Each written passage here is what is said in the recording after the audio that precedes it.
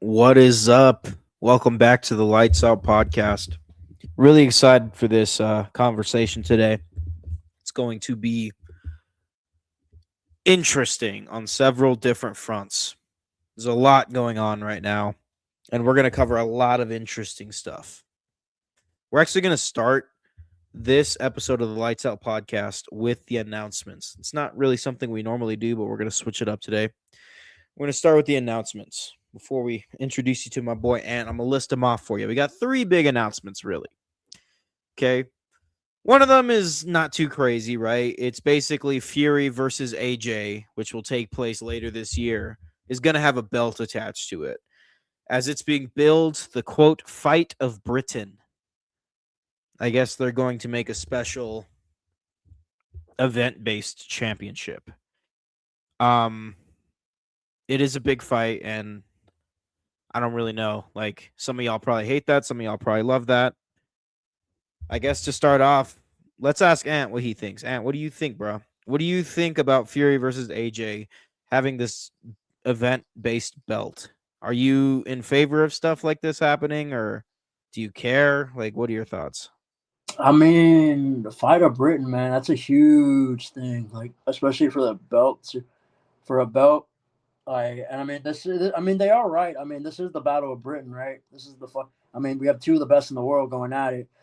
I've always been like iffy about these type of titles because obviously they're. I mean, there's really no stake. Or, well, I don't want to say no stake, but like, there's no like real weight behind these titles. Like, I mean, I know they did one with Canelo recently that had no legitimacy, and now they're doing it again with Fury and AJ. I don't know, man. I mean, I'm very iffy. I mean, it's this fight is obviously this is a huge mega fight, right?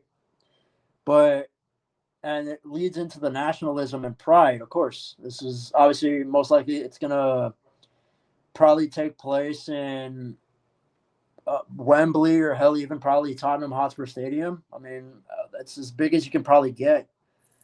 I don't know, man. I think this belt, I guess, makes sense. I mean, it is the Battle of Britain, of course, the fight of Britain. But I've Is always it been like, like, do you think eh, Fury versus AJ is big enough to do something like this? Because usually when this sort of thing happens, it's kind of already tied to a championship fight. You know what I mean? yeah, This isn't that. Like, custom titles are made for like championship fights. yeah, of course. Um, I just don't. I don't know how to feel about this. I mean, it's.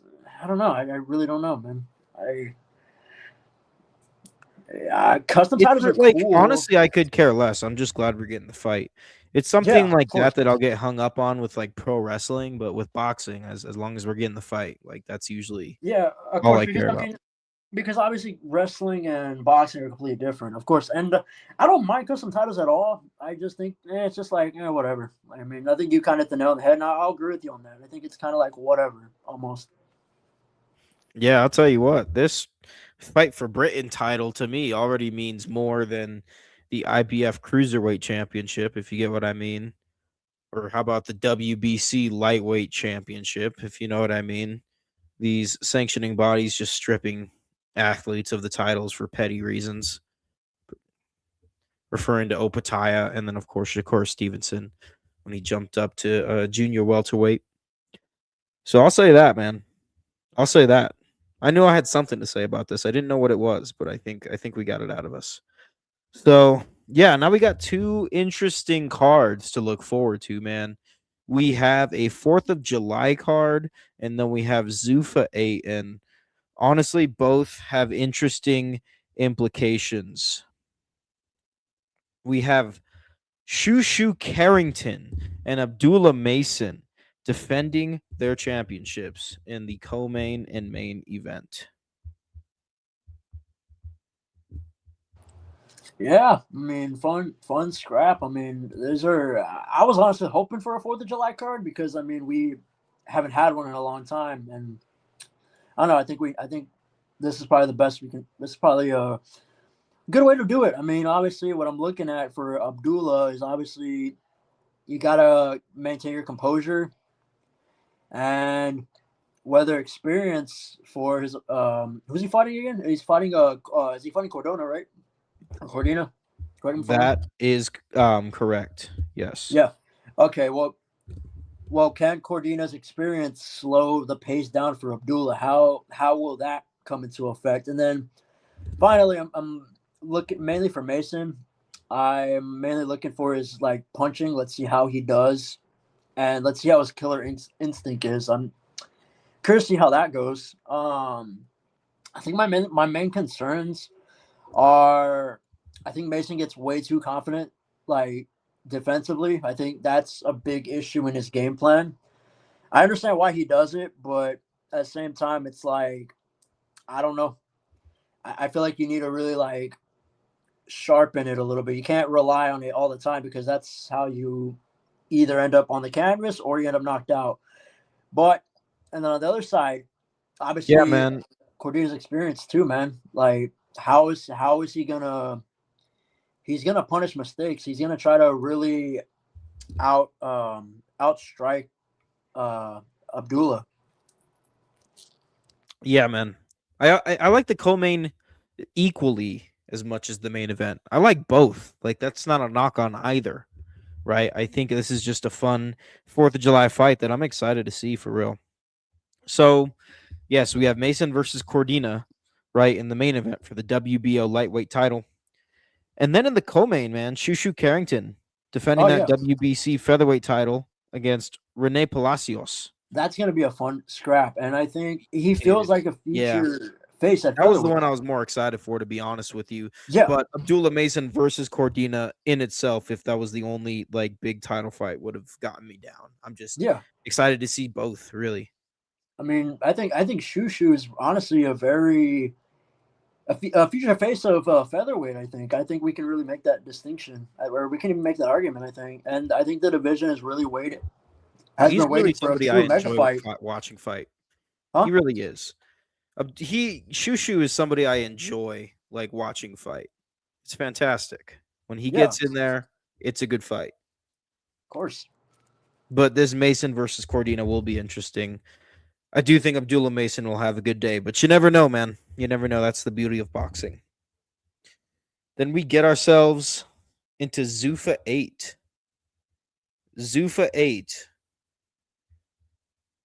is the return of Jose Valenzuela, a young boxer with a lot of potential. I think a lot of people can go either way on him. The cool thing is we're going to have to find out if he is legit or not, really. And Zuffa's going to give him that opportunity. What's interesting is this fight gets announced and it's actually not at the Apex. It's going to be at the Cosmopolitan. Zuffa 7 will be in the UK. We're going to see their second biggest fight in their history, right? With that, right? Bilam Smith versus Rozicki. That's going to be a huge fight. We talked about that last time. That's going to be early June. And then late June, June 28th, we're going to see Valenzuela take on De Los Santos for a second time. This is one of the big losses that Jose Valenzuela got in his career. He won his first fight at Zuffa, but this is a loss that he'd probably like to avenge. And if he does avenge that loss, then he's looking like the face of lightweight for them. So it'll be interesting to see if he rises to the occasion. Similar to Julian Rodriguez, who took down a freaking giant, which we'll get into, of course. But what are your thoughts, man? What do you think about Valenzuela? And do you think he's going to complete the task and avenge this loss? The first fight was sick. It's Man, like, I mean, especially after a badass first fight with De Los Santos, man. Like, I think he's gonna come in more hungry. Obviously, Valenzuela, of course. Like, he's gonna try to come in a lot more hungry. I think what I'm looking at is he's gotta really like fix the mistakes that he made the last time. Like, he has to like the thing is with De Los Santos is his power is so real, man. Like, it's almost scary how insane his power is. And Valenzuela, man, he has to avoid getting baited into the wild exchanges. That's the one thing that he did last time. that I think really messed him up, man. And I think he's gonna obviously come in. Like I said, he's gonna come in more hungry, of course. And I'm really hoping he avenges this loss. And I think he could be a future at lightweight, man, like the future face of lightweight. But I mean, I'm excited to see how this fight plays out. I think I'm not a betting man, of course, but I think I'm gonna go Valenzuela by decision, probably, or hell, even maybe a knockout. But we'll see. Dude, based off their first fight, this can really go either way. I know both boxers have kind of evolved since their first fight, but ultimately, bro, like it's a huge task. The cool thing about Zuffa right now is they're taking the guys that have made an impression in the first batch of shows and they're giving them an even bigger challenge. They're like, all right, you've shown us something. The fans are talking about you. Let's see if you can defeat this monster and then we'll talk. You know what I mean? Which I'm excited to talk about before we get to Zuffa 6, though. They have announced the full card for Zuffa 8, which will be interesting. You got that co-main, Omar Trinidad coming back, taking on Jerwin Ancajes. That'll Fun be scrap. a featherweight bout. Trinidad made an interesting impression on the Zuffa 1 prelim, the last prelim before the main card begun for Zuffa 1. Got an interesting and impressive, really, victory. So now he'll be back. And I think Omar Trinidad, if he gets a win here, has the potential to be one of those guys that people talk about in the Zuffa featherweight division. Oh And then yeah, that opening fight will be Kane Sandoval taking on Brandon Lee, another welterweight bout, another opportunity for someone to make a name in the welterweight division. What do you think about these two fights, man? um, hmm. These are good. These are really interesting scraps, man. Um, I think Omar has really made an impression, especially after Zuffa 1, man. I think he really made an impression on me. Um, I think another guy we should be looking at, I think, is him.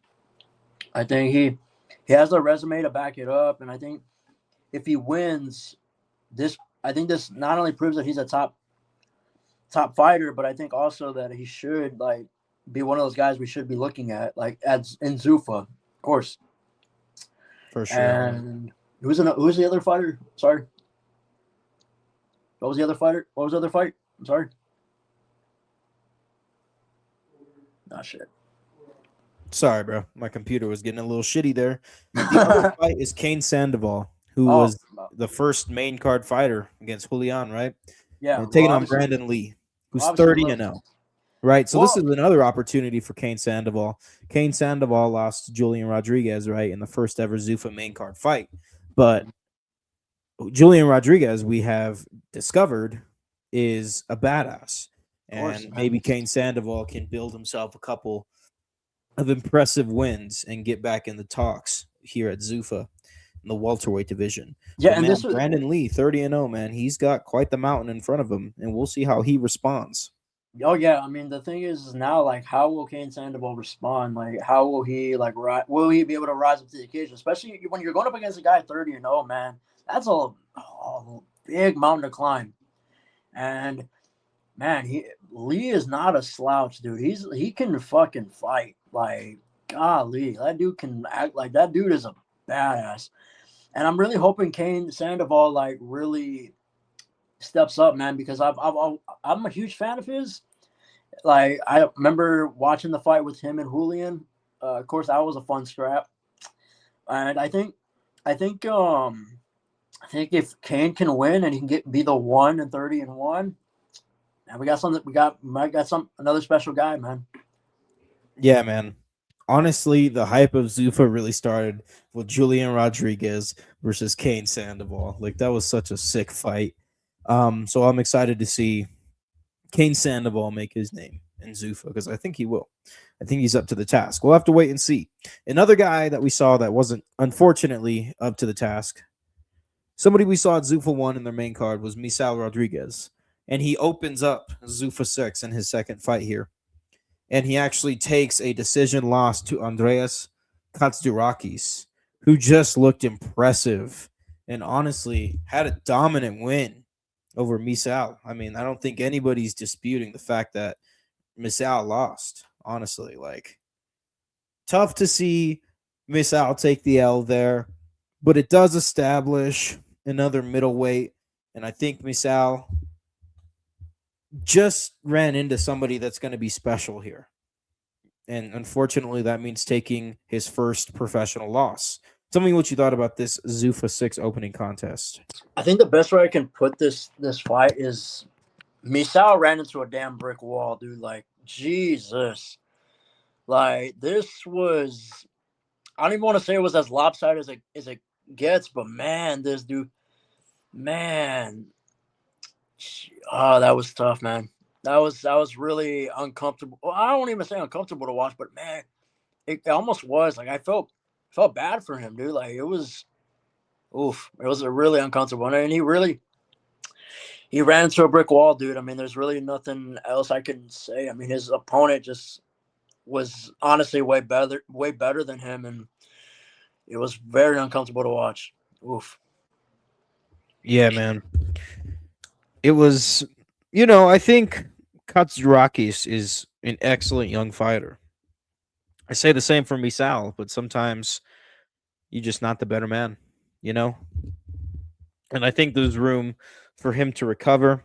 I'm sure we'll see him again sooner rather than later, ready to get another dub.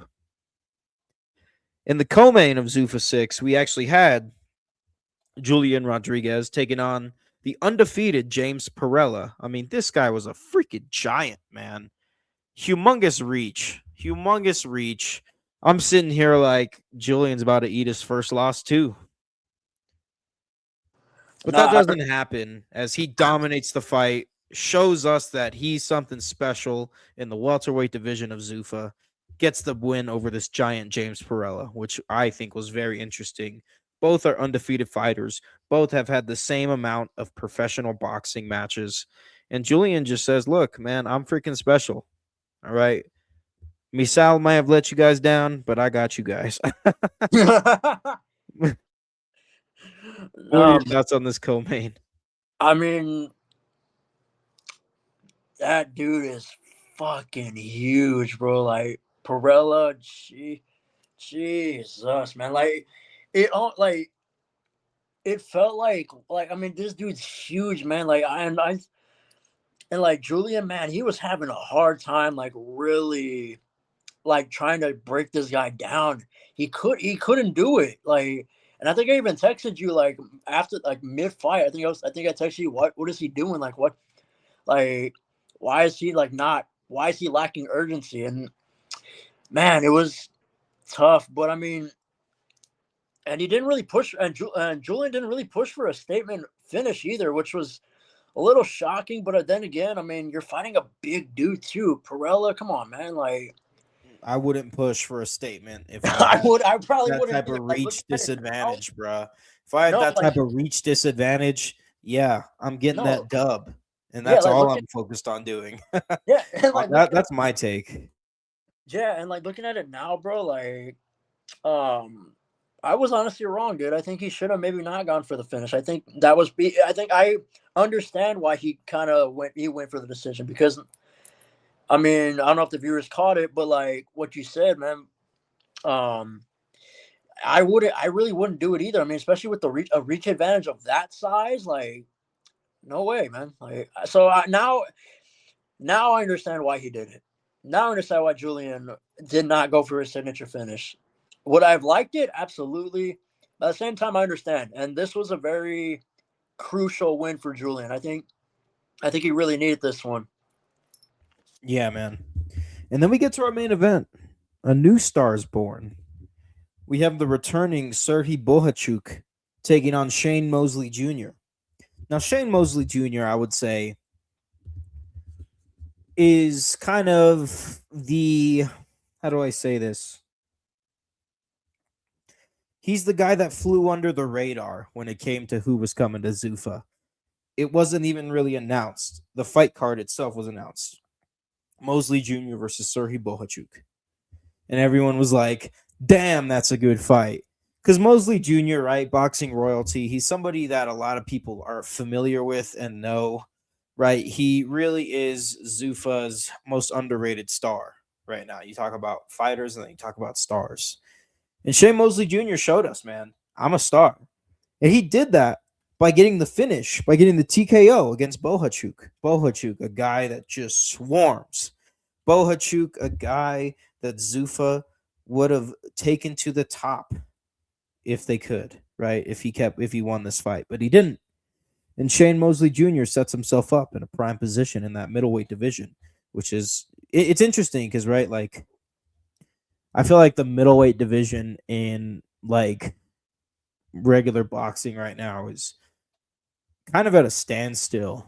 We haven't seen like humongous fights in it. We've seen some, but the Zuffa middleweight division is kind of its most interesting division.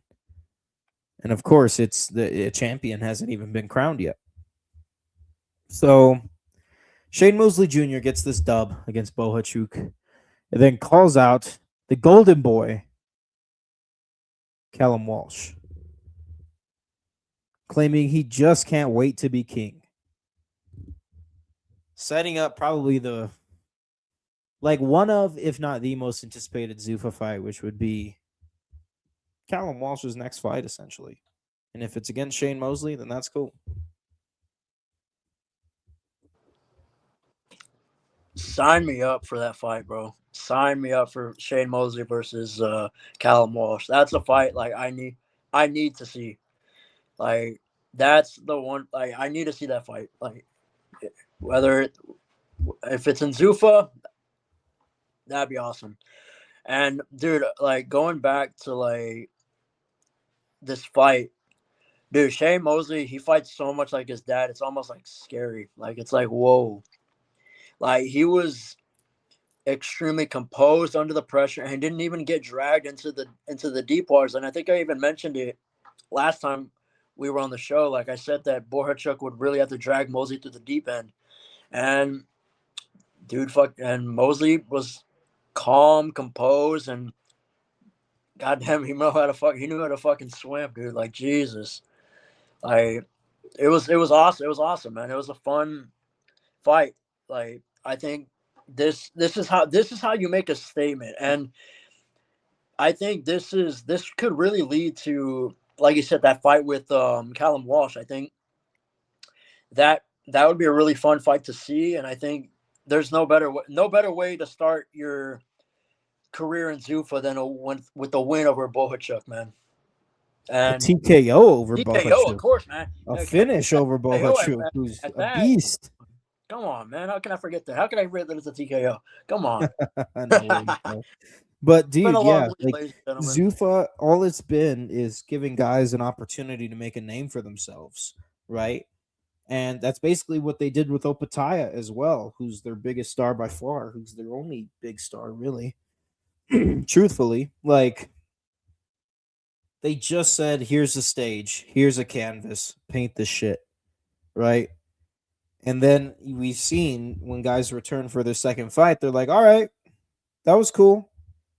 Now let's see if you can get past this, and then we could talk. You know what I mean? Like it's a great philosophy for boxers. It's a great it's entertaining television, I'll tell you that much right now.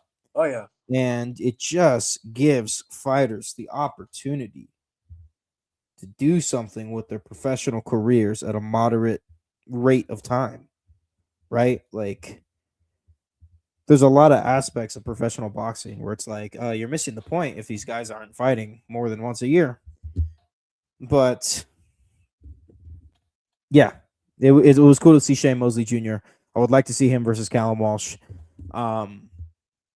whenever that is, and I'm excited, man. I'm excited for Sign me the the hell future up. of this shit. Dude, sign me the hell up for that shit, bro. Like that's the fight. Like I could go on for hours, man, but we gotta move on. But For sure, man. Yeah. We're gonna switch gears, talk a little MMA here. Very eventful MMA passage of time, week and a half. We had UFC 328 on the 9th of May. So not last Saturday, but the Saturday before. And this was interesting, man. This was interesting you got 4 of the 5 main card fights being ranked fights, right? And the first one is King Green getting a submission victory over Jeremy Stevens. King Green looking like a new young name in the lightweight division. What did you think about this opening contest before we get into this awesome string of ranked fights? Because I enjoyed UFC 328 a lot. It was great. I mean, I enjoyed the hell out of this card, man. Obviously, Bobby Green, man, King Green, like, dude, he looked almost like his old self, almost, man. His timing and counter work was honestly beautiful to watch, and man, it was just perfect, man. This was honestly, he still got it, man. Dude still got that elite level striking and that elite level craft, especially in these chaotic fights. Um, it sucks for Jeremy Stevens though, man, because I've always been a huge fan of his. But I think King Green, man, welcome back, man. Welcome. He's back. Yeah, man. Yeah, good victory for King Green there. We get into Sean Brady taking on Joaquin Buckley. Got a number 6 versus number 9 welterweight there. Sean Brady getting the win here by decision, right? And then the next fight was a heavyweight fight. Alexander Volkov defeating Waldo Cortez Acosta, number 2 versus number 4 heavyweight there.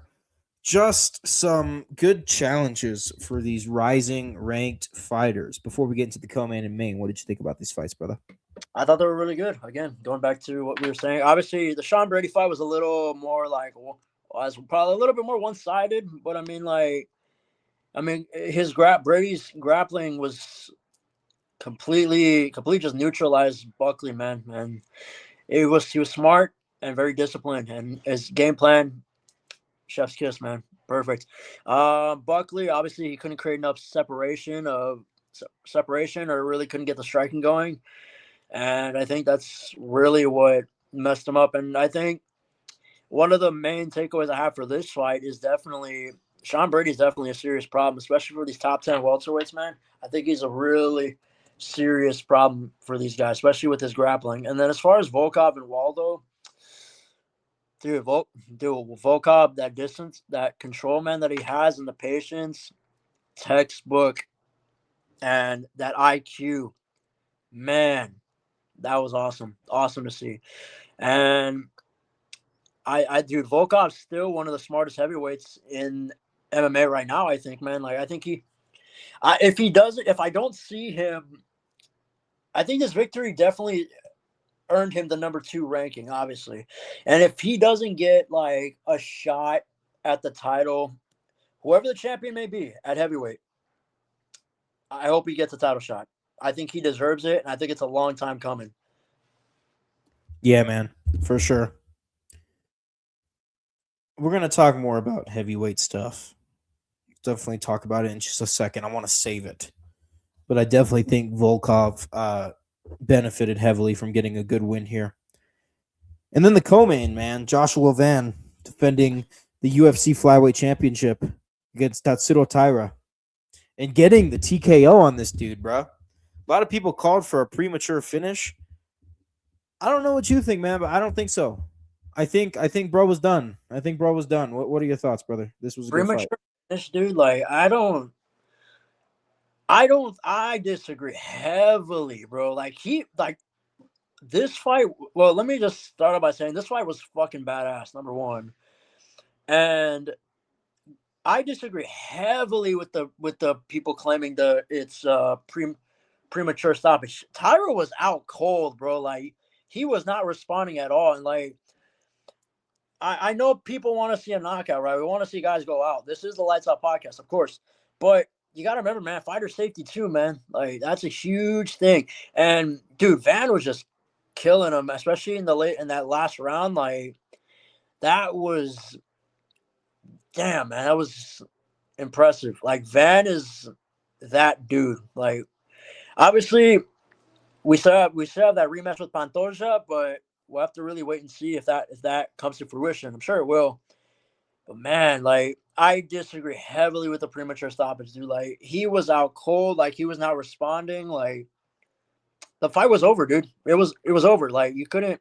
He was dummy leaning against the cage, bro. Yeah, but I do think even though the finish was 100%, I do think I would like to see this fight again someday. I really wouldn't mind seeing it. I mean, I Yeah, could see it going the other way if Tyra learns what he needs to learn from it.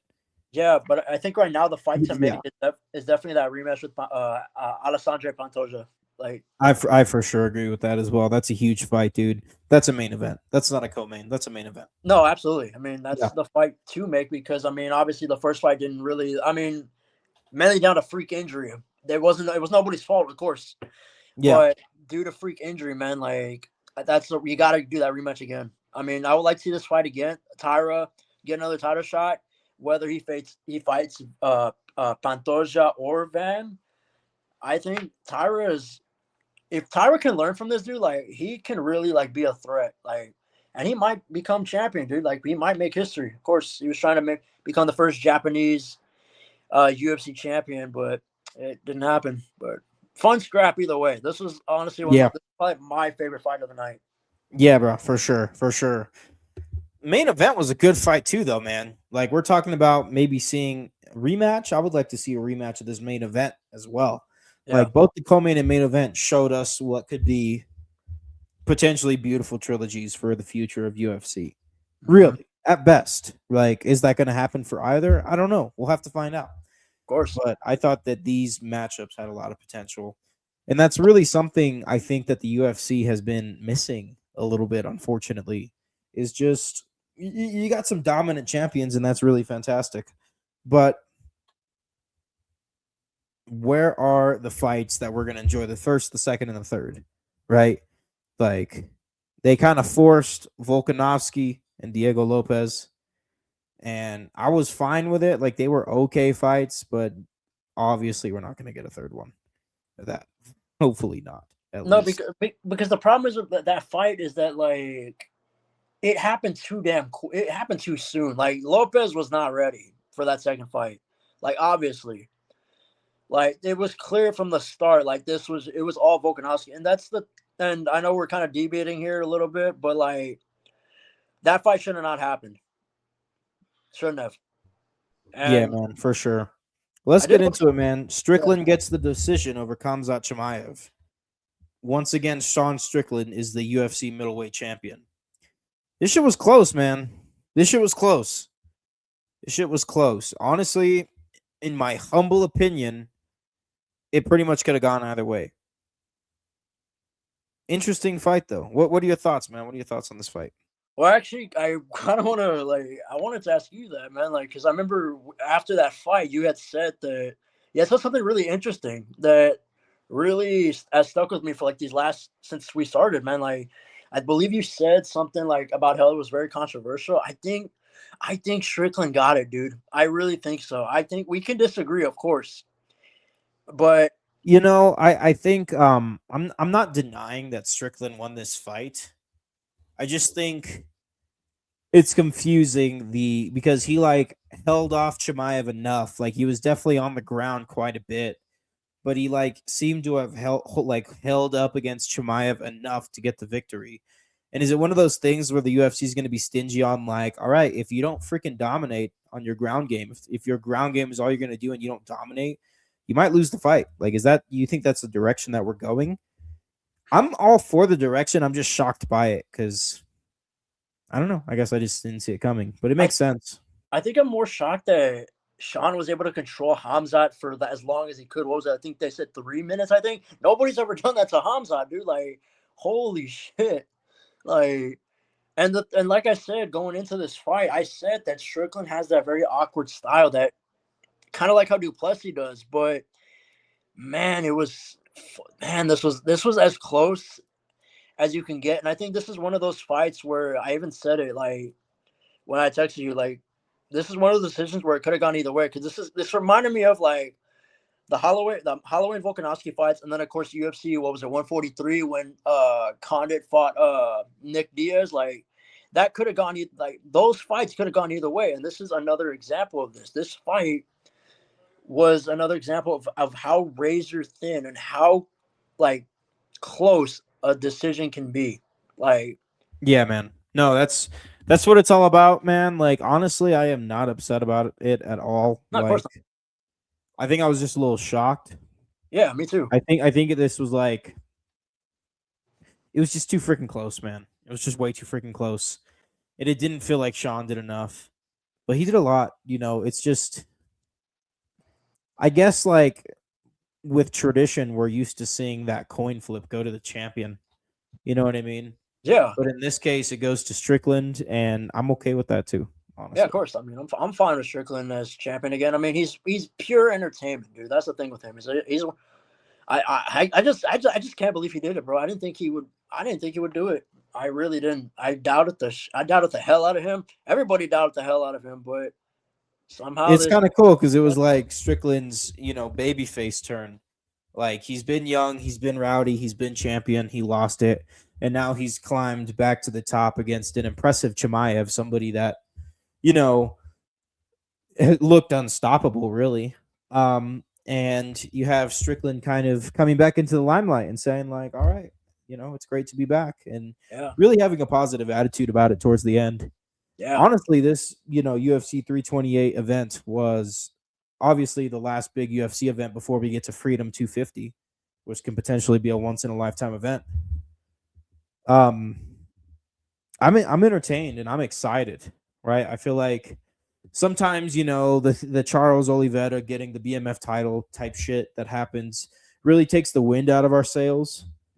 And the other TKO product WWE has a lot of wind taken out of their sails, unfortunately.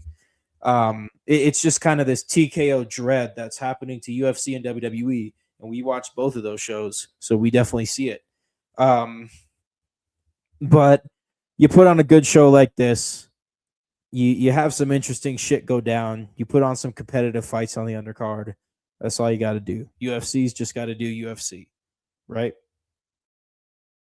yeah, man. I mean, that's best way you can put it. I mean, obviously, like you said, man, Charles Oliveira getting the BMF title. I'm not gonna try to repeat your words here, but I'm gonna try to kind of like put my own spin on it. Oliveira, man, holding the title, like, is definitely like it did take the wind out of ourselves, of course. But I mean, at the same time, like, I hate that everybody labels him as a boring fighter because he's not. He can fight, dude. Like, he can have fun scraps. I just think that the fight with Holloway was kind of more like just like the grappling for he went more grappling mode, which is obviously classic Charles Oliveira. And then I mean, UFC. I mean, I think going back to your point about like how we have had the wind knocked out of ourselves a little bit, but I think this card really showed us why. Like, this card really showed us that the UFC is never truly down and out. Like, Yeah, man. It showed us of why we do what we do, for course, sure. man. It was Of a course. fun fucking card. Yeah, and I'm excited for Freedom 250, man. I think Yeah, I'm excited to see how that card plays out. I'm really excited for the two title fights, of course. I'm a big fan of both of them, both Taporia and Pereira. But I mean, yeah, man, I think Freedom 250 will definitely be a once in a lifetime experience. I mean, for it'll sure, be man. It's gonna be great.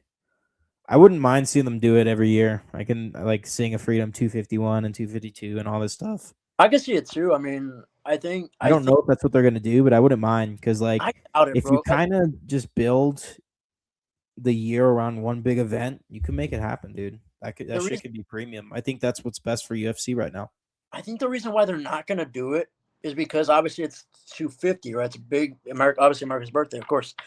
And I think the reason I just think that if they do it every single year, maybe it might lose like its, I guess, the aura behind it. I don't know. I'm losing that quote very loosely here. But I mean, I would like to see it too. I mean, hell, we could even see like, I would like for them to do Fourth of July cards too. I mean, I know they do it every once in a while, but I like to see them do like that'd be something too. Like, that's where you can, I think, really use the Freedom 250, like these 250 fights. Like, you can use them on the 4th of July, like, because makes sense, writes itself. I don't know, man. I don't know. I mean, maybe they Yeah, could. man. No, I agree for sure. Like it's pretty close to the 4th of July. I mean, aren't they doing it on Trump's birthday? Isn't that what they're doing? I think so. I mean, obviously, we won't get into Well, that. yeah. I mean, in the future, like they can just move it to the 4th of July and it'll be I around think the they, same time of year.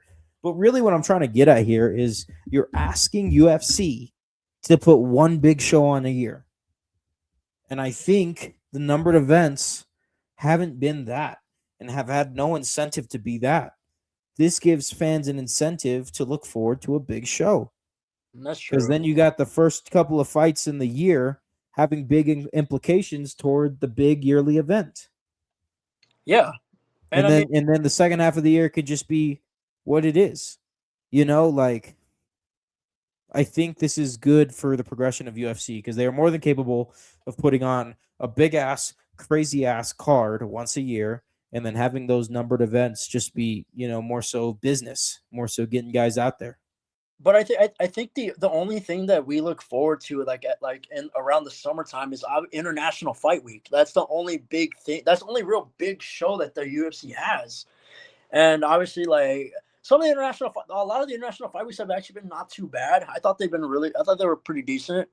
But I mean, I think I agree with what you're saying. I think they should try to do like a big show every single year, but not named International Fight Week. International Fight Week is fun. That's its own thing, right? That is bigger than a fight night and well, I guess they're having the McGregor thing this year, so it's huge. But shit. That's the perfect time to get into that. I forgot to put that in my notes. Conor McGregor's fighting. That's big enough. I'm so used to these, UFC numbered events coming up with a fight that we expect to see to the point where I don't even feel the need to announce it, talk about it. I'm like, we'll talk about it when we see it because we're spoiled. Yeah, MMA we are. fans, right? But this is big. Conor McGregor returning to UFC, the first numbered event after Freedom 250 kicks off with Conor McGregor's return against Max Holloway. What are your thoughts on this fight, man? This is crazy. This is when I first heard about this, dude. I was like, "Holy shit!" Like, I was like, dude, I thought they were bullshitting at first, and then like when I saw the announcement, I saw the UFC posted. I was like, "Oh, this is real." And obviously, when McGregor fights, man, everybody tunes in. No matter if you're a casual fan, a hardcore fan, or just watching the UFC for the first time. When you think of UFC, I mean, everybody thinks of a lot of people think of Conor McGregor. We can obviously argue the other guys like GSP, Alex, and a few others, of course. But like for those like for those who were there in 2016, me included, like I mean, obviously my mind goes to a couple other names, but my third person is always Conor McGregor. And this fight with Max Holloway is gonna be interesting because obviously McGregor hasn't fought in what? When did he last fight? I'm actually gonna pull that up. I know he fought against Dustin Poirier, but I forgot that was like what 3-4 years ago. Yeah, it was 2021. It was 5 years ago. 5 years ago. Jesus Christ. Okay. Dude, I want to share this because this is hilarious. Please do. 5 years ago, it's funny. You know what you like. I don't know, kind of ribbing here, but definitely feel the need to share this. I watch UFC with my good friends, and I have some of the craziest memories around watching UFC fights with my friends, especially in college. Goodness gracious, man. Because you bring up Conor McGregor's last fight. I remember that night. I was in college. I watched it with the homies, and we had a rager after. And, good nostalgia, right? Good nostalgia. There's a lot of things that I can't say on this podcast to describe how awesome of a rager it was. Get your mind out of the gutter. No, I'm just kidding. But yeah, no, good nostalgia there. Have had plenty of nights like that. Shout out to all the college kids. You're one of them. But yeah, man, Conor McGregor is back. The Notorious one is back, man. And I actually have a story of my own too. Like I'll try to keep it as short as possible. I remember where I was when that fight happened, when he fought Dustin Poirier the third time. I think it was me and my parents, and I think maybe one of my boys too. I think this was I forgot. I forgot. I think it was one of my boys, and I remember we watched that fight, and we were like, "Oh shit, he fucking broke his leg, dude!" Like, "Oh shit," and then like it was an interesting time, man. And then obviously I did watch that season of The Ultimate Fighter as well. I think that was the first. I actually have a story about that one too, and I'll try to keep it again short. I remember me and my dad watched that season when McGregor and Chandler coached, and we gave our critiques. We there were certain fighters we liked, certain guys we thought were arrogant. Uh, yeah, man, I will not name names because I actually like them now. And we thought, dude, like me and my dad were thinking. I remember telling my dad, dude, McGregor and Chandler's gonna happen down the line. I'm calling it. And obviously that fight never happened, and Connor hasn't fought in 5 years. And now here we are with McGregor and Holloway. And Chandler, unfortunately, never got that fight. That's sad. But Yeah, man. Unfortunately, um, but yo, like in the peak of all this goodness for UFC and its new era on Paramount Plus, new age. We're kind of, like for UFC, I would say if Chuck Liddell in 2004 and Monster Energy was like the golden age, similar to the golden age of WWF in the 80s with like Hulk Hogan and shit, then we're in the new generation era. We're in like the Bret Hart and Shawn Michaels era. Do you think that's a fair connection there? ooh, man, that's hard because like I think obviously the peak era is 2000s. Like you have Chuck Liddell, Tito, and all them. But I think the new generation, I'm going 2010s, dude. And the reason I say that is because like look at who you had like at that time. You had Silva, GSP, the Diaz brothers. You had those guys, and then of course I think I'd argue the next era would be 2016 because you had Ronda, you had Connor, you had like of course Nate Diaz was still That fighting was Tony more like Ferguson and ruthless. Like Habib. 2016 was like ruthless aggression. Ruthless aggression, yeah, ruthless aggression is definitely the best way I can put it on that one. And then Well, ultimately, then the analogy doesn't work because WWE sucked for like 15 to 20 years after the ruthless aggression era. no, but I mean, I mean, If WWE had a second new generation wave, which this is was definitely it right here. I think we're yeah, definitely in the new generation era again yeah, that's the because now UFC's like yeah yeah, I place. think now we're in the second generation, the generation. Fuck, can't speak today. We're definitely in the second wave of the new generation era. I think this feels like it kind of feels like 2016 again because 2016 obviously again you had Connor, Ronda, Habib was tearing it up, Tony Ferguson, like all these new guys that people had probably never heard of or maybe had Demetrius Johnson. Like now you have those guys, and now you have guys like Taporia, you have Josh Van, you have Pereira, Strickland, like I mean I can just keep going, man. Like this, we're definitely in Yeah, the second man. wave of a new generation era, dude. And I think I bring think you got a lot of young guys coming up too. There's a lot of young guys coming up these ranks. Oh yeah, dude, absolutely. And I think this fight between McGregor and Holloway would definitely be a fun scrap. I think obviously I'm gonna go with my boy Max Holloway. I love Connor, but I gotta go Max Holloway. And I think my dad. I'm gonna shout out my dad real quick. His favorite fighter is Max Holloway, so I gotta ride with my boy Max Holloway. Also shout out Gotta love Ring Rust. Holloway, man. I'm probably Fucking love rooting for Holloway. Holloway, but it's been 5 years, bro. We I don't think, know dude. I think the ring if rust is gonna something get to Connor, happens. dude. I really do. I know, like a lot of people don't believe in ring rust because well, actually, Dominic Cruz doesn't believe in ring rust, but dude, I think the 5 year layoff's gonna really mess him up, man. I mean, Put it this obviously, way, bro. if Did the it have rule, an effect on Brock Lesnar? that's true. Did it Fuck. have a single effect on Brock? Fighters fight, bro. I know sometimes it has an effect, but it doesn't always have an effect. So it's just gonna have to be something that we wait and see. That's why it's an exciting fight. Yeah, And absolutely. we just got excited with UFC 328 for Freedom 250. We got Freedom 250 next. That's the next big show. And then we got 329, the return of Conor McGregor with a more than worthy opponent. Oh yeah, Very Connor exciting shit, man.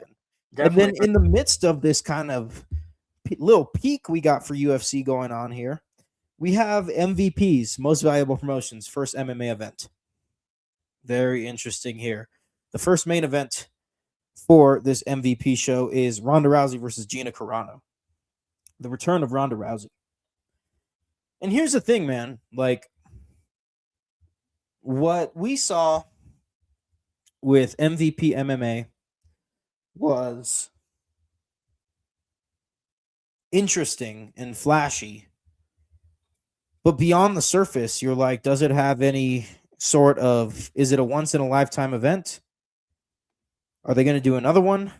Listen, they barely, they sophomorically have the necessities, the bare necessities to do a second one of these fights. But I think we have to ask ourselves a very important question. Was this competitive? Every single main card fight here has a finish, has a knockout or a TKO, or a submission in the case of the main event where Ronda Rousey submitted Gina Carano in 17 seconds. Listen, man, I know when MMA is competitive, it's boring, but it has to be competitive. What are your thoughts on MVP MMA, man? Because we saw some interesting stuff. I have some thoughts, but I want to hear your thoughts. I thought this card was. I mean, I said it before. I mean, there. I mean, I think competition is. I think competition is fun, man. I think it's interesting. I think you need. That's what you need, especially like if we go through these fights. Like, If I'm anything, just gonna I be will blunt. admit this is the first real competition UFC has probably ever seen, ever. I don't want to say ever because we got to remember Strikeforce and Pride were existed before this. You got to remember. I know there's been very healthy and awesome MMA promotions, Right, and I but think UFC has always been that king, and this is the only one that's really the giving UFC trouble because I don't know. Now mm, that we're in 2026, it's like, dude, let's be real. I UFC has picks everyone. They take everyone they want. I don't want to I don't want to get this into make this into a debate, but I think I'm going to disagree with you, dude. Because I mean, obviously, like going if we go back, and I'll get back to my point about I'll go back to my MVP thing right now. But if we go back in time, dude, like you got to remember UFC at that time, especially in the '90s when they first started. Pride was huge in MMA because you had huge stars. You had Sakuraba, you had Vanderlei Silva, Rampage, all these fighters coming from Pride, and then the UFC comes around. Of course, they get some of the best. They send Chuck Liddell to represent the UFC. He loses in that tournament, and dude, I think the only real competition the UFC has faced is Pride. I mean, obviously they bought him out down the line, but I mean, I I know, man. think that, I'm listen. no, It's go ahead. like saying this. It's like for in pro wrestling terms, it's like saying AEW is the first real competition WWE has seen since WCW, right? I understand that Pride is the origins of MMA, but since UFC has overtaken those origins, there hasn't been anything. That is true. Like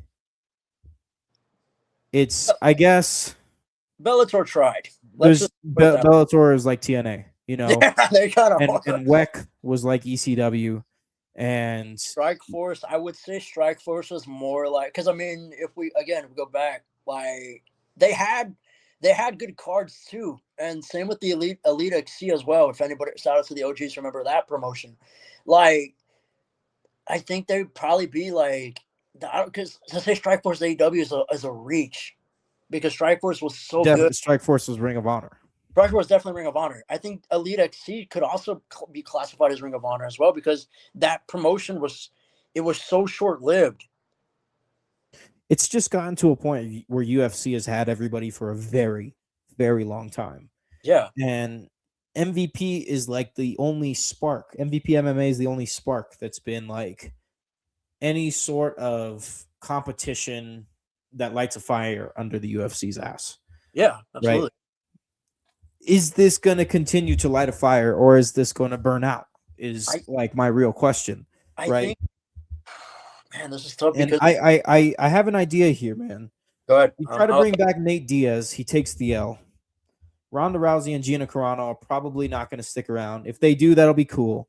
Like, I think Gina Carano would stick around more than Ronda Rousey. I think Ronda Rousey's done. I think this is her last hurrah. She just wanted to fight Carano. She's done. And Carano said, fuck it, I'm down.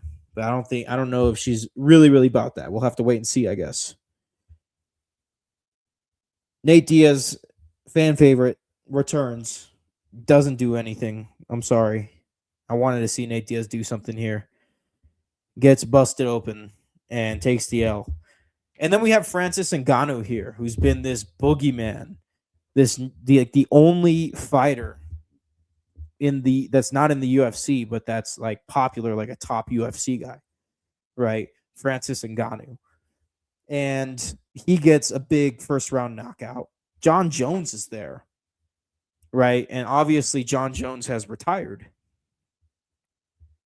But yeah, I think if you can put together John Jones versus Francis Ngannou as the next fight, I think that's a good bit of growth. And if that's next year and you do this event once a year, then you can build something here. I think that's fair to say.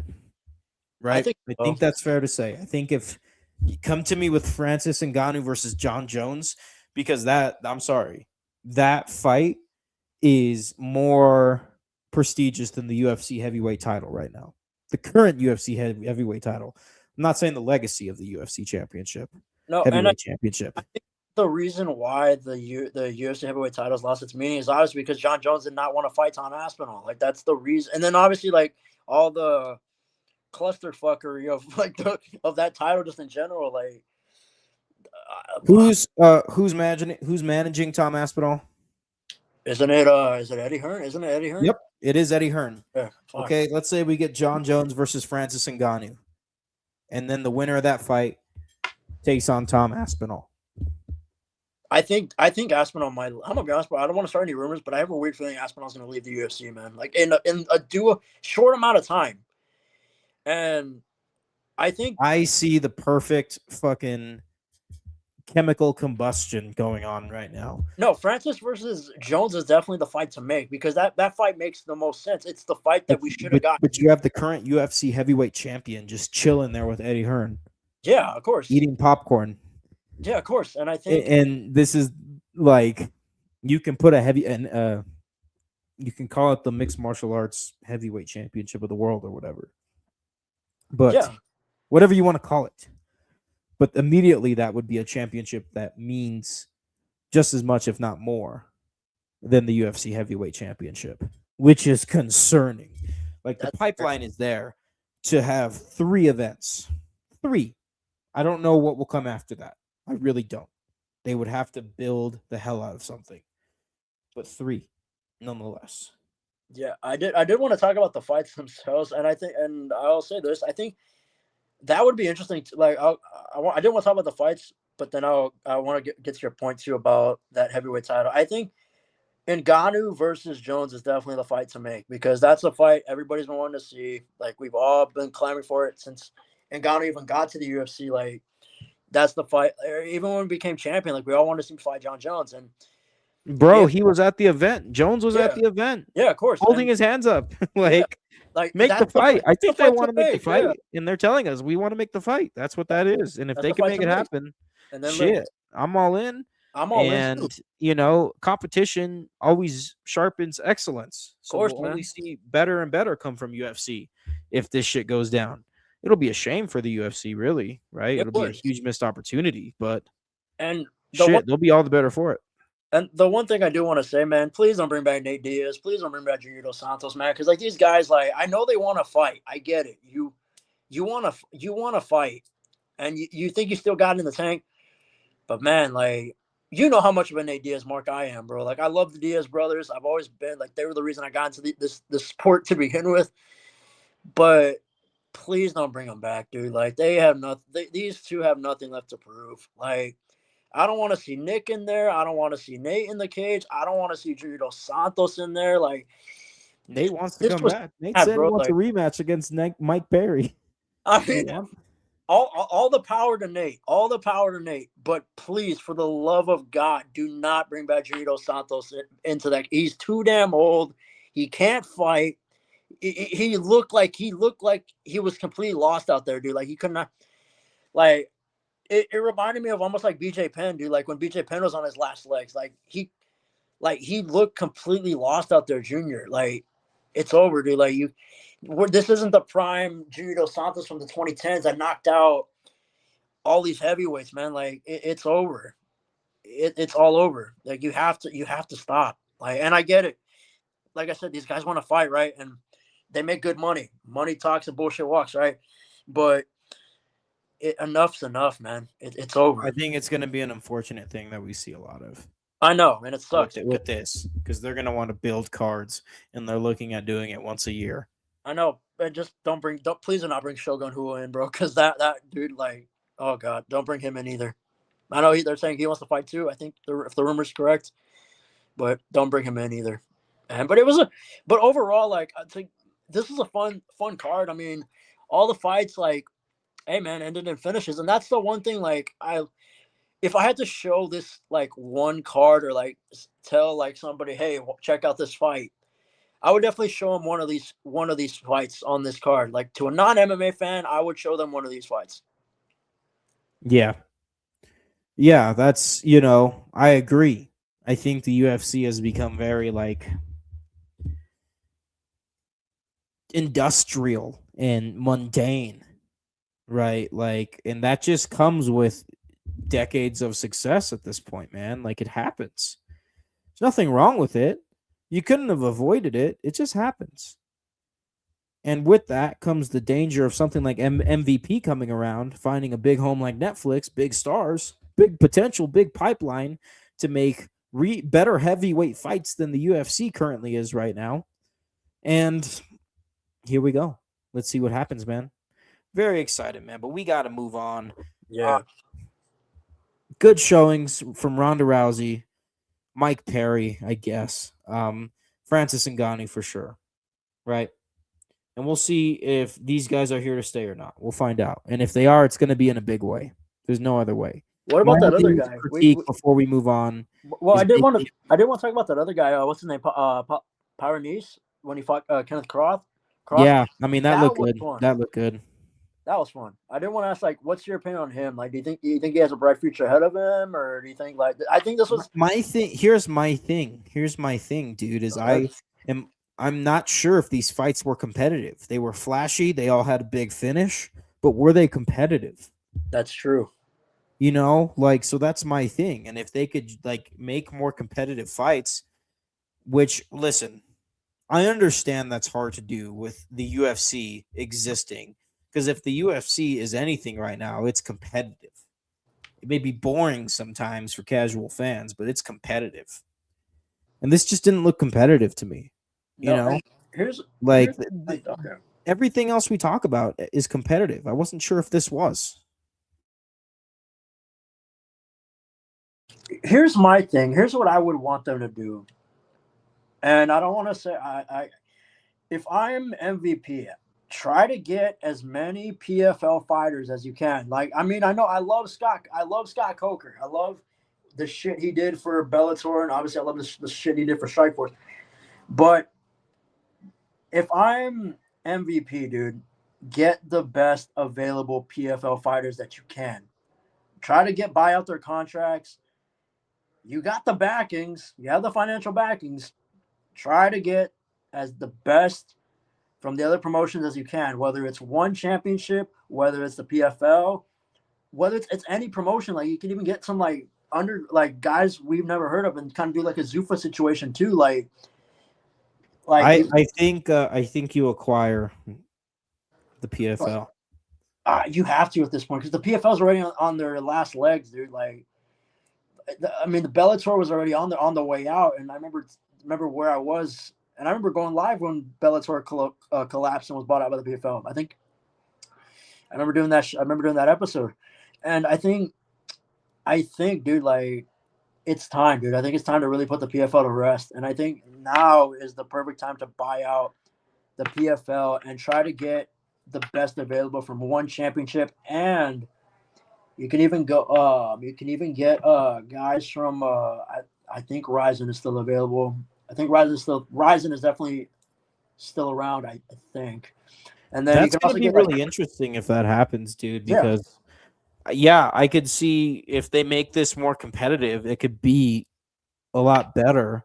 And we've obviously outlined like them having an undisputed heavyweight champion if John Jones goes over there, right? And then you have Tom Aspinall, the current UFC heavyweight champion, that could be potentially in danger of going over there. I'm not really sure, but I like you said earlier, money talks and bullshit walks, no, I mean right? And then if you go ahead and you become what the PFL kind of is right now, it's too easy. And it can become an interesting situation where you get a lot of welterweights in the UFC, right? Because Islam is doing Islam stuff right now. Like there's a lot of domination happening in the UFC.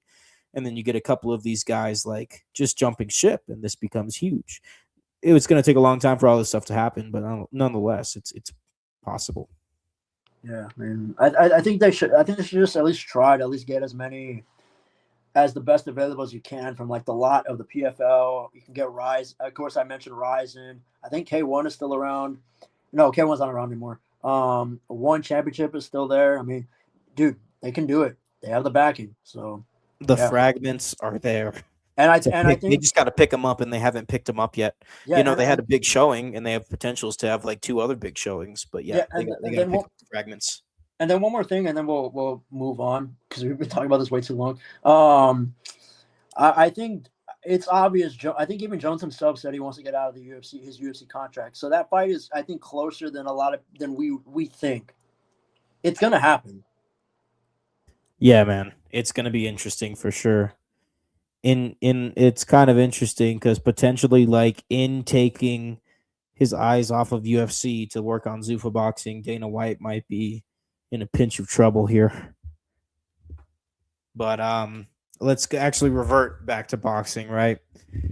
Ultimately, we missed two matchups of the month since our last episode. Both were quite interesting, one way more interesting than the other. This past weekend, we missed Keyshawn Davis getting another victory on Nair Albright by decision. Ultimately, this was an interesting situation where they called for a second fight and they even nullified Keyshawn Davis's initial win due to a positive marijuana test. But, it was silly. And now we're back, and Keyshawn won again. Looked even more impressive this time. It was like, I feel like the first fight was more competitive than this one was. So I can't wait to see what's next for Keyshawn Davis. Hopefully he has a big fight in the second half of 2026. I would love to see that, or early 2027.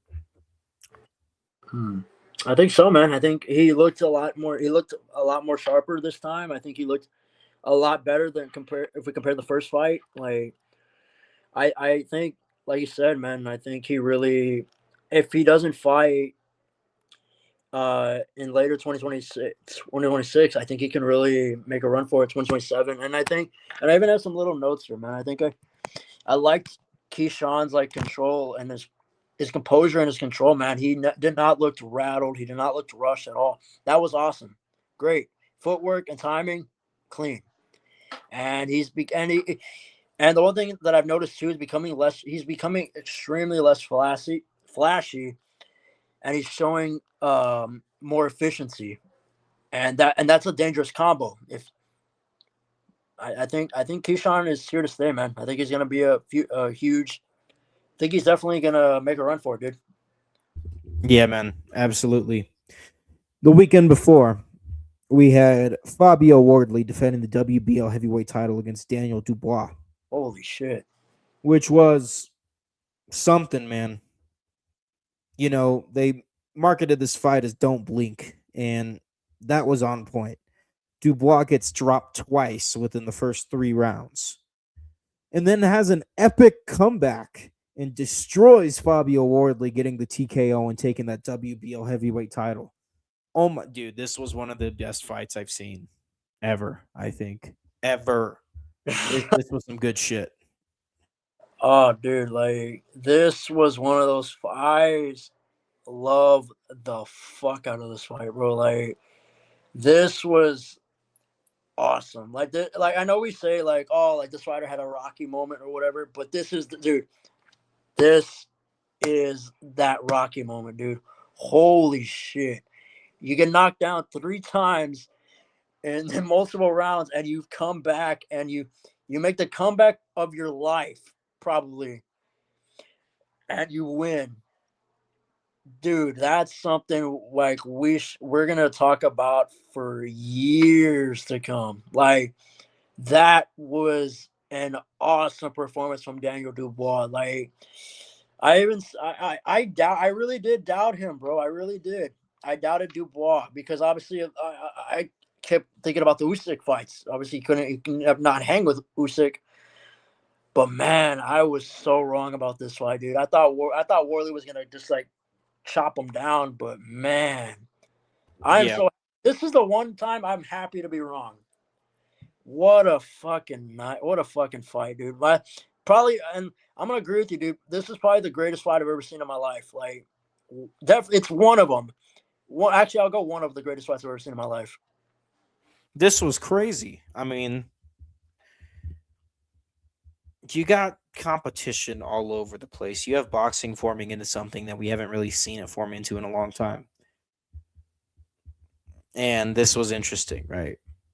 This obviously has huge implications. Like, I don't think we're gonna get Fabio Wardley versus Alexander Usyk, which is perfect because I think Usyk versus Caballel is gonna be the next one, as it should be, before we get Usyk versus Fury 3, as long as Fury beats AJ. If Fury beats AJ, then I think Usyk should fight a young guy, someone else. Um, but he won't. He wants to fight Fury, and that's fine. Um, Nonetheless, man, it was interesting to see Dubois kind of cement his legacy here because that's really what that was, right? Is Oh Dubois yeah. like, give me a title back? It's not the same title, but right because wasn't uh Dubois IBF initially? Wasn't he the IBF heavyweight champion? I I'm believe. like 99% sure that was Yeah, I believe. his No, it initial was the heavyweight no, no, title. Now he's W, WBO. WBO. So No, this was yeah, WBO, but no, but like this was like I said, man, this is one of those fights where like we're gonna be looking at it like 10 years from now and be like, holy shit! Like we're gonna remember, we're gonna talk about it like how we talked about it was like a hood classic. like a classic. We're talking about like a classic, dude. And I think this is it, oh man, like it was just awe inspiring, dude. It Fucking really was, man. That's what boxing's all about Rocky right moment, there. dude. It was completely excellent, and it kind of got lost in a lot of this MMA stuff that's interestingly going on, that is impressively going on. But yeah, and we have big boxing ahead of us in just a matter of days, right? This weekend we have the Ring Magazine's Glory and Giza event, where the main event will have Alexander Usyk take on Rico Verhoeven. You got the lineal champion of boxing, the guy, versus the heavyweight champion of kickboxing. Usyk defending the ring and WBC heavyweight title against the heavyweight champion of kickboxing. Very, like, this feels like it's once in a lifetime, and it's just crazy the amount of good content we're getting in boxing. Like, it really flipped on its head quickly and started just producing just classics and insane fights and showcasing talent. And this is a super card, really. The Pyramids of Giza event featuring Usyk versus Verhoeven. This kind of once in a lifetime fight, boxing champion versus kickboxing champion. And then this undercard, right, has Mizuki Haruta taking on Mai Solomon to open up the main card, defending that ring and WBO Junior Bantamweight Championship. And then we get that IBF heavyweight title eliminator that we've been waiting on, Frank Sanchez versus Richard Torres Jr., also on this main card. We were supposed to get that at a PBC show like in April or March. We're getting it here in Giza. And then just before we get to the co-main here, we actually have Shakram Giasov taking on Jack Catterall, and the winner of this will be the WBA regular welterweight champion. Looks like that winner is either going to face Rolly Romero or replace Rolly Romero. I guess we'll see what happens there. And then the co-main here is Hamza Shiraz taking on Elem Bejik for the vacant WBO super middleweight title. So we got some big fights here, man. We got some eliminators. We got some titles. Every fight on this main card is something, and I'm excited, man. This is something special, and I think we've just been so freaking spoiled with so many good things on the horizon and so many good things that we've talked about in the past 2 weeks alone. Man, we got another classic right in front of us. Right, Oh these yeah, are dude. highly competitive boxing matches. We do, man. And I mean, like, I keep going back to like when we first started this, man. Like, we said it, man. Boxing is in a renaissance era, and it's honestly awesome to watch. I mean, I don't really need to repeat myself on the main event because I've already said it like 3 times since it was announced. I will actually go on to the co-main. Let's talk about Hamza Shiraz and Bajik, man. For Shiraz, man, you keep it keep it long. You got to jab. You got to keep your distance. You got to reset. Do not get dragged into mid-range exchanges. Break down Bajik gradually with your body work. You have to do that. And for Bajik, you got to close the distance fast. You got to disrupt his rhythm. Got to force inside exchanges extremely early because obviously we know Shiraz loves to fight on the outside, and you got to make Shiraz extremely uncomfortable with your volume, and you have to test his chin and of course his defense because we know Shiraz has a damn good chin, but you got to test it if you're Beijing. And the 3 things I'm watching: can Shiraz hold composure when pressured?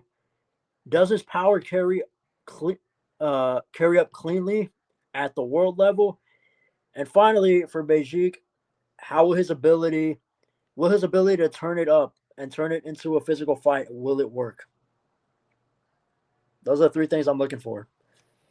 And I know, like, I think these fights are going to be really good, man. I think we're really getting spoiled, and I love the cross promotion for the main event, dude. I love it. I know a lot of people are very split on it.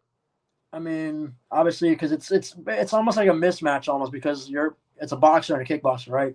But that's what makes it fun, right? You don't know what's gonna happen. Listen, I know it's not. It is a fight that is worthy of happening, right? Like that's all I'm gonna say. And especially in a place like the pyramids of Giza, like it is something that should main event. If they do this again sometime, maybe it'll be Usyk and Fury Very or fun. Usyk and Caballo, whatever. Maybe it'll be an ultra competitive fight for the ages. But like I think that this just has ties to roots that are bigger than the current world of boxing. It's the history of boxing, all of boxing. Like, and that's why I think the kickboxing heavyweight champion taking on the boxing heavyweight champion is just something that writes itself. It's like it's in the origins of combat sports. Of course, man. It's amazing. It is, and it's awesome that like this fight is taking place kind of where combat sports all began. Really, I mean, this is Egypt is the home of boxing, of course. And So, Usyk deserves this, man. of course, man. Usyk was a guy that said, "Now I'm the face of boxing." Biatch. And like he's fantastic. I He's mean, fantastic. we can I'm even excited argue. for this fight. I think Usyk and Verhoeven are the two guys to make this fight happen. Oh yeah, Right? man. The concept makes it happen, but the stars also make this happen. Yes, sir, man. And I'm excited to definitely talk about this fight, man. When we do the next show, man, next episode. Yeah, man. Months. Till the next episode for sure. We'll definitely talk to you soon. We'll come back with the fallout from Glory and Giza. We got an interesting June coming up, to say the least. I can't wait, bro. Especially with UFC Freedom 250 coming up, 2 Zuffa events, everything else that's in store for June that I'm forgetting to mention right now. Yeah. No, I mean, like we always say, man, what a time to be alive for boxing, and what a time to be alive for combat sports, man. This is, if we're definitely eating good, like Oh right. yeah, that happened quick. Like MMA's been fine. We've been eating good for MMA a lot. Oh But yeah. boxing, we've been starving, and we're getting fed now. Yes, sir. Steaks, man. Fucking steakhouse, dude. Fucking creme brulee. Yeah. And lamb with chimichurri, my friend. All right. All right, bro. We do have a couple more fights to bring up. Obviously, definitely watch Glory in Giza. It's going to be a historic event. It's going to be great. But we do have some more fights that I want to go over before we let you go. And all these fights are taking place on the 30th of March, not March, May, 30th of May, okay? 7 days after the Glory and Giza event. You got Dimitri Bivol taking on Michael Eifert, defending his ring WBA and IBF light heavyweight championship. Then you have Oshaki Foster taking on Raymond Ford, defending the WBC junior lightweight title. That's a highly competitive fight there. And then you have MVP Women's 3, which will not only see Holly Holm fighting for the WBA lightweight title against Stephanie Hahn, but you also have Amanda Serrano defending the Ring WBA and WBO featherweight championship against Cheyenne Hansen. Women's boxing just forming and unionizing other most valuable promotions is interesting, man. They got the women's boxing thing going. They have the potential to long-term pick up the pieces and be a real threat to the UFC and MMA. Obviously not anytime soon, over the span of a long, long time. That is possible. I'm not saying it's probable. I'm saying it's possible. We got interesting shit going on, man. Definitely watch that Glory and Giza event. We'll talk about it on the next episode. Sign them off, man. All right, brother. All right, real quick, man. Just want to give a shout out to best host in the world, Mr. Wrestling's Bullshit, Matt, aka Wrestling's Bullshit. My brother, my homie for life, man. I want to give a shout out to my family, San Antonio, Go Spurs Go. Shout out to 210. Want to say rest in peace to the OG big dog, Mr. Carlos Carrasco. My name is Anthony Moreno, aka Mr. Lights Out, aka Boxing is Bullshit, aka whatever, aka Ant. And we are officially out of here, guys. We will catch you guys on the next one. Boom! Woo! Let's go, man.